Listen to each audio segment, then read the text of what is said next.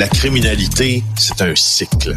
Et tu vois, le nouveau procès va se dérouler sans qu'aucun témoin ne se présente à la barre. L'histoire des criminels racontée par l'unique journaliste d'enquête, Félix Séguin. Bonjour Félix. Bonjour Mario. Cette guerre pour le contrôle des territoires, du marché de la drogue qui fait aussi des victimes collatérales. Et là, il y aurait, selon les informations policières, une autre victime à Québec, une personne qui a été tuée par erreur. Oui, exactement. Et puis, je pense que là, c'est en train de passer vraiment sous le radar, cette étape-là à laquelle nous sommes rendus dans le conflit des indépendants, mais plus particulièrement de Dave Turmel à Québec contre les Hells Angels.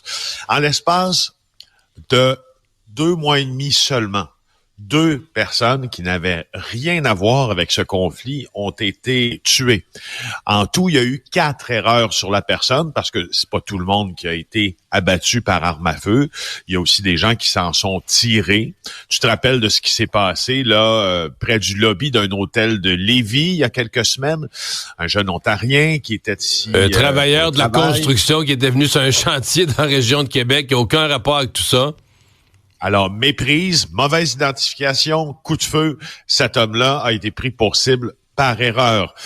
Lui avait survécu, de mémoire. Oui, c'est ça, oui. Il avait survécu. Alors, et là, ce qui est arrivé, donc, le 14 février, le jour de Saint-Valentin, Étienne Brière, un retraité de 62 ans, qui n'a aucun lien avec le crime organisé, est attaqué en plein jour par des projectiles d'armes à feu. Il demeurait dans une maison de chambre. C'est un gars qui a pas eu une vie facile. C'est un gars qui avait des petits dossiers. C'est pas un gars qui a rapport du tout à ce conflit-là. Peu avant Noël, dans Charlesbourg, il y a eu une autre erreur sur la personne. Ce sont présumément les Hells Angels qui ont tenté là d'engager des hommes de main pour aller assassiner un jeune homme. C'est sa mère qu'on a abattu à sa place. Sa mère trempait aussi dans de petites combines, mais c'est pas elle qui était visée, encore une fois. Alors, pour revenir au dernier événement de la Saint-Valentin dont on te parlait, meurtre de la Saint-Valentin, c'était Jean-François Dion du BFM qui était visé. Là, je sais pas si tu vois ça venir comme moi, Mario. C'est juste que quand tu commences à avoir des victimes, des meurtres de gens qui n'avaient pas rapport à ce conflit-là, puis des gens qui sont... C'est une autre étape de désorganisation. Et j'ai l'impression que ça commande une autre étape. Moi, je suis pas un grand partisan de rien dans ça. Je dis pas, hey, répression, toute voile dehors, puis je dis pas non plus laisser aller. Alors, mais je sais pas ce qui est en train de se dire. Moi, mon petit doigt me dit, en fait, pas mon petit doigt, mes informations bien confirmées me dit que là, on commence à trouver ça inquiétant, là, à Québec. Très inquiétant. Ben, ça va rebondir dans l'opinion publique aussi, là, tu sais, la famille, je voyais les gens, les proches de ce monsieur-là, puis la famille de ce monsieur-là, comment tu peux accepter qu'une personne qui n'a pas rapport se fasse tirer comme ça sur la place publique? Tu sais, c'est exactement le point de rupture. Généralement, le point de rupture, parce qu'à un moment donné, c'est que tu touches les élus. Là. Les élus sentent que la population n'aura le bol, le public. Et là, on donne des mandats à la police. Il faut de l'action, là. Et il faut de l'action, mettez le pied sur l'accélérateur, forcez la note. Ça prend des arrestations. Parce que aussi, je pense que là, Mario, tu décris le continuum parfaitement. C'est l'élément, c'est le point de bascule. Et là, je me pose la question. Est-ce que, étant donné que ces individus qui ont été atteints par balle, qui en sont décédés, puis qui ont été victimes d'erreurs sur la personne, sont des gens qui trempaient dans de petites combines ou qui avaient déjà trempé dans de petites combines pour une. En tout cas, on y prête, disons, moins d'attention. Mais c'est un bon point, ça. La charge. Ouais. Parce que la mère du jeune homme avait déjà fait de la prison, être des stupéfiants, pas dans des mains. Mais si ça avait été une mère, par exemple, qui est une infirmière, parce que ça peut arriver, là, la mère est infirmière ou est enseignante, puis elle n'a aucun rapport avec ça, puis c'est pas de sa faute, mais son fils s'est fait des mauvais amis, puis là, probablement que l'opinion publique, ça aurait été x10. C'est plate à dire, mais c'est ça. L'opinion publique fait une gradation instinctive de ce qui est grave et moins grave, même si ça devrait pas être le cas avec la vie humaine, là. Oui, on dit la même chose. Je pense qu'on vient de trouver, de parler de l'éléphant dans la pièce là, c'est que il y a un score à la vie auquel on accorde, un score d'indignation quand t'es une victime innocente, que tu sois petit bandit ou justement là, infirmière ou chauffeur d'autobus et là, mais moi ce que je me dis, je dis si il reste une erreur sur la personne, c'est une personne qui a aucun rapport puis qui est victime, qui paye de sa vie. Ça devient, là, est-ce que t'attends le prochain? C'est l'autre chose. On a 4 erreurs sur la personne, là. Est-ce que t'attends le 5e? Ben, c'est ça. Puis la crainte au SPVQ, entre autres, puis dans les officines de la Sûreté du Québec aussi, c'est que la prochaine erreur sur la personne, justement, là, on atteigne un point de non-retour dans l'opinion publique. Hein? C'est-à-dire que là... Puis Pic Turmel, lui, est toujours... Écoute, les mois passent, il est toujours en cavale. Hey, Pic Turmel, écoute, en plus, c'est drôle, hein, parce que on a cette impression que c'est très... tu veux dire qu'il y a une escouade de 20 personnes là, qui est en train de chercher Pic Turmel, puis que tu sais c'est 24/7. Et là, on nous dit que c'est quasiment le criminel le plus recherché au Canada. Fait que c'est sûr que comme citoyen, on a l'impression que quelqu'un cherche. Oui, quelqu'un le cherche, mais c'est pas comme ça que ça se passe dans la réalité. C'est pas vrai, tu sais, que tous les policiers du Québec, ou enfin, il y a un mandat qui existe. Avec s'il faisait une gaffe, s'il faisait, exemple, il brûlait un feu rouge dans un autre pays, là, ça pourrait dégénérer pour lui, là. Ouais, si tant est qu'il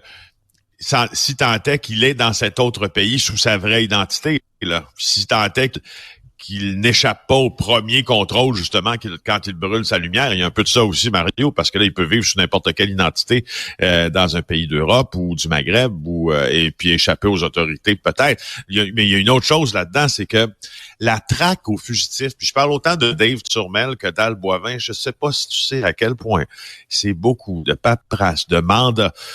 Il faut à chaque fois que tu veux vérifier. Puis, tu sais, je veux dire, une chance que la loi est faite comme ça aussi, sinon le policier pourrait vérifier bien des affaires, puis ça viendrait comme choquer, disons, ou entrer en choc avec nos droits et libertés. Mais c'est des mandats, de l'écriture de mandats, des demandes au juge. Est-ce que je peux avoir, tu sais, tel registre de tel hôtel, de tel, tu sais, si je pense qu'il a été là, écoute. Alors que là, à Québec, ben, là, on vient de le dire, là, ça prend une autre tournure. Ça prend une autre tournure assez inquiétante. On a eu un verdict, pas un verdict, mais une peine rendue dans le cas de celui qu'on a appelé l'espion des vedettes, un type qui était rentré dans les comptes personnels, comptes Facebook et autres, d'un paquet de personnalités publiques.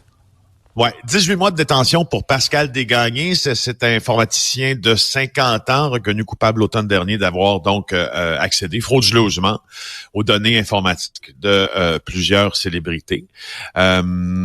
Donc, sa peine de 18 mois est assortie d'une probation de 3 ans, nous raconte Pierre-Paul Biron dans le Journal de Québec. Mais c'était un peu aux deux extrêmes, là. Autant les procureurs de la Couronne demandaient une peine extrêmement sévère, presque 3 ans, en disant ce qu'il a fait, il est allé dans la vie privée des gens. Alors que la défense disait, écoute, c'est un pauvre type, il a fait ça pour s'amuser, il n'y avait pas d'intention malveillante, il les a pas volé ou il a pas fait d'extorsion avec ça. Puis là, on voulait presque pas une absolution, mais une peine à domicile. Tu sais, des fois, ils s'entendent, la Couronne et la défense, mais là, on était vraiment à deux extrêmes là sur la gravité des gestes. Exact, parce que la Couronne demandait 30 mois, puis Pascal Desgagnés, lui, voulait éviter la détention parce qu'il dit qu'il y a eu une mort sociale en raison de la médiatisation de son dossier. Quoi qu'il en soit, Mario, je m'adresse ici à ceux qui écoutent cette chronique religieusement. Je m'en suis fait parler beaucoup au cours des derniers week-ends. Des gens de l'appareil judiciaire, des avocats, des juges, des policiers. Des procureurs. En fin de semaine, qui sont nos fidèles. Qui sont nos fidèles. On a de bonnes discussions quant à cette chronique parce qu'on aborde des sujets qui les touchent.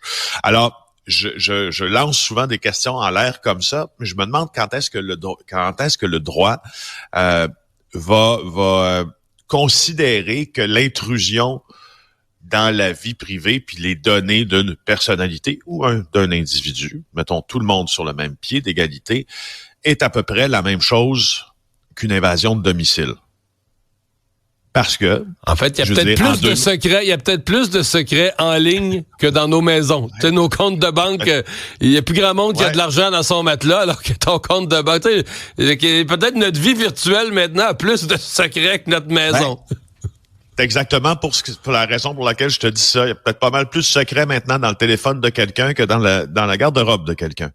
Alors, est-ce qu'on pourrait considérer que les peines qui sont imposées reflètent vraiment l'intrusion dans la vie privée, dans ce qui devient un peu, tu sais, ce qui devient les limites extraterritoriales et virtuelles de ton domicile, tu sais, qui est ton téléphone, tes données, ce que tu sauves sur de l'information nuagique. Je pose la question, est-ce que le droit ne devrait pas avancer? A-t-il avancé un peu dans ça? Je pense que oui. On l'a vu à Laval dans le cas d'une sentence pour des usurpations de cartes SIM, des téléphones. Mais 18 mois, c'est pas beaucoup. Pas beaucoup. À suivre. Merci, Félix. Au revoir. Merci, Mario.